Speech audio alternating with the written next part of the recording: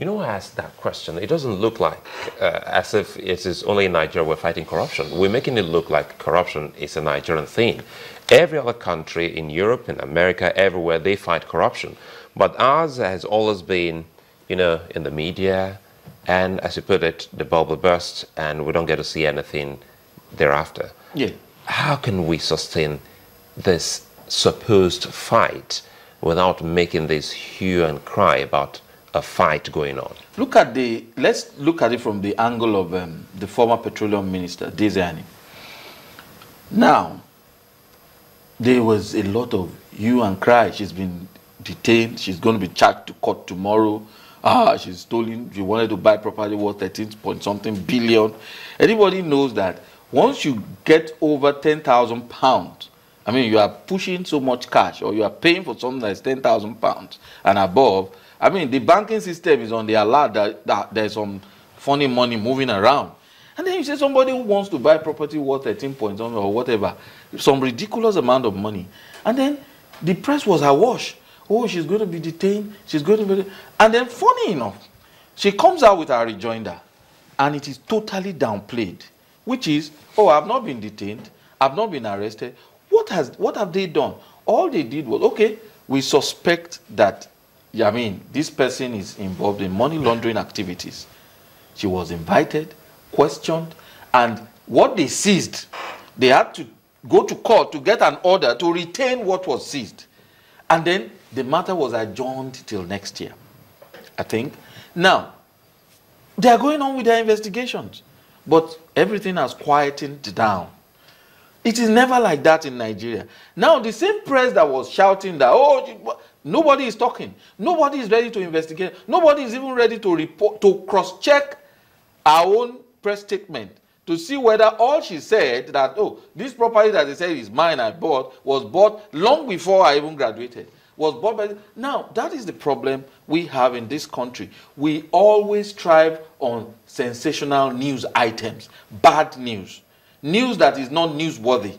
You understand? So, here in Nigeria, you have a situation, when Ibori was going to... It was so fast. Let's even look at the military, for instance. And that is the area of talking about discipline. You know, when the former president said something about stealing is not corruption, till today, it's a catchphrase. People mention, oh, the man is clueless. How can he say that? Well, he probably went too far. He wanted to talk like a lawyer when he's not a lawyer.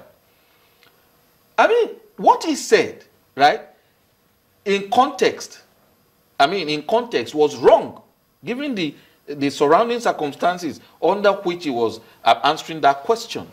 But in reality, corruption is larger than stealing. So when people come forward and they say, oh, yes, corruption is all about governors who have stolen, corruption is all about senators who have done this, people who have not filed their returns, what was it called, the code of conduct thing, that they did not make a full disclosure and all that, and people then say, oh, that is what corruption is all about. It is wrong.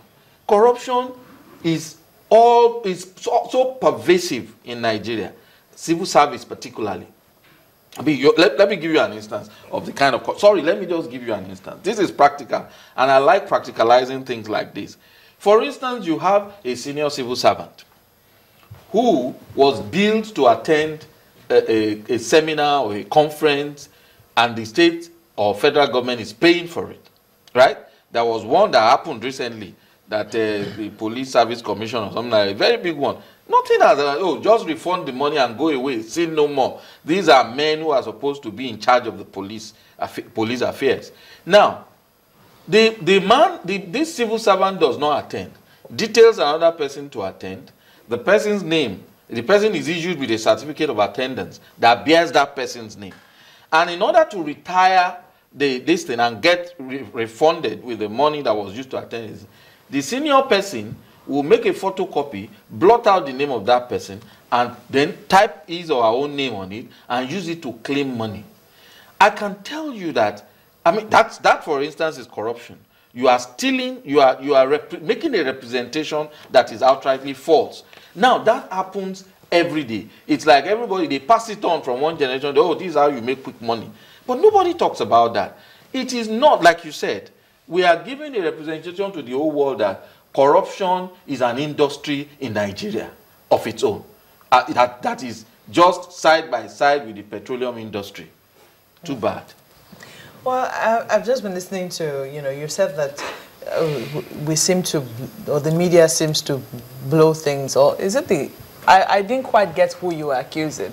Is it the people who are fighting the corruption? Is it the EFCC, ICPC that you're accusing, or are you accusing the media? No, I dare not. I will not accuse the media. I mean, the media is all about news. I mean, the more news you churn out to the public, the more reception you get out there. You are just doing your business. Exactly. But then there are people, I mean, the people there who place news for their own selfish ends. I mean, they make they give press releases, statements, and all that. They issue all sorts of things. And of course, you know that politicians, they cannot thrive without the press. Anything they want to do, their own reason for doing something may not be your own reason for propagating the news item. But they always have a purpose. For instance, it's in the news that, oh, the reason why Akpabio is being called is a minority leader. Now, there are certain persons to be screened. And that definitely he has a prominent role to play. Now, okay, the person at the top there's a sword of Damocles hanging over his head. There's a sword of Damocles hanging over the head of the minority leader. And then there's a sword of Damocles hanging over a very prominent member of the other party in power. And then, well, somebody has to be used as a bargaining chip. Nobody holds a shield or face. You know, we are ready. Oh, yeah, try me, push me. And so what do you really read, I mean, as a lawyer? Yes. Do you also read elements of politics in all of this? Oh, it's all politics. There are no elements of law. At the end of it all, it will be a family affair. Matters will be resolved. People will be cleared. Nominees will pass the screening tests. Cases will be struck out because of want of jurisdiction. Does that mean then life goes on smoothly? Does it mean the fight against corruption is a facade? It's always been a facade. How many people, how many prominent thieves have been jailed in this country? So you think that nothing is going to change? I doubt whether anything serious will change in this country. So because the apparatus of government that will bring about the change is seriously suspect.